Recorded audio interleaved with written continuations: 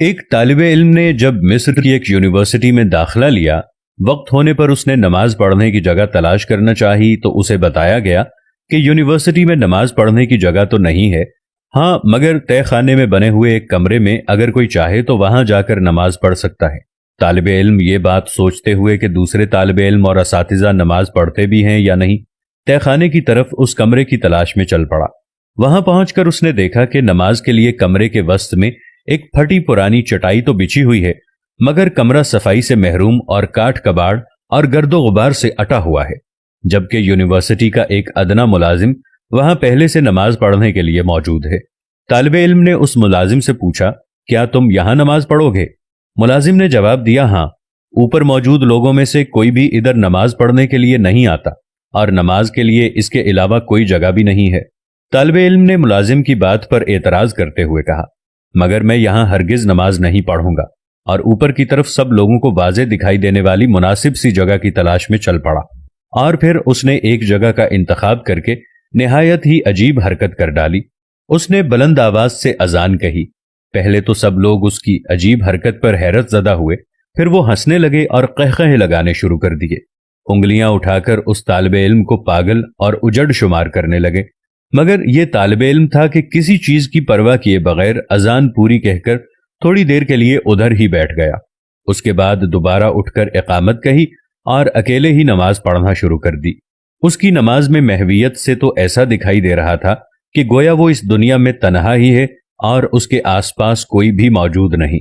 دوسرے دن پھر اسی وقت پر آ کر اس نے وہاں پھر بلند آواز سے اذان دی، خود ہی اقامت کہی اور خود ہی نماز پڑھ کر اپنی راہ لی، اور اس کے بعد تو یہ معمول ہی چل نکلا۔ ایک دن، 2 دن، 3 دن، وہی صورتحال۔ پھر قہقہے لگانے والے لوگوں کے لیے اس طالب علم کا یہ دیوانہ پن کوئی نئی چیز نہ رہی، اور آہستہ آہستہ قہقہوں کی آوازیں بھی کم سے کم ہوتی گئیں۔ اس کے بعد پہلی تبدیلی کی ابتدا ہوئی۔ نیچے تہہ خانے میں نماز پڑھنے والے ملازم نے ہمت کر کے باہر اس جگہ پر اس طالب علم کی اقتدا میں نماز پڑھ ڈالی۔ ایک ہفتے کے بعد یہاں نماز پڑھنے والے 4 لوگ ہو چکے تھے۔ اگلے ہفتے ایک استاد بھی آ کر ان لوگوں میں شامل ہو گیا۔ یہ بات پھیلتے پھیلتے یونیورسٹی کے چاروں کونوں میں پہنچ گئی۔ پھر ایک دن چانسلر نے اس طالب علم کو اپنے دفتر میں بلایا اور کہا، تمہاری یہ حرکت یونیورسٹی کے معیار سے میل نہیں کھاتی، اور نہ ہی یہ کوئی مہذب منظر دکھائی دیتا ہے کہ تم یونیورسٹی ہال کے بیچوں بیچ کھڑے ہو کر اذانیں دو یا جماعت کراؤ۔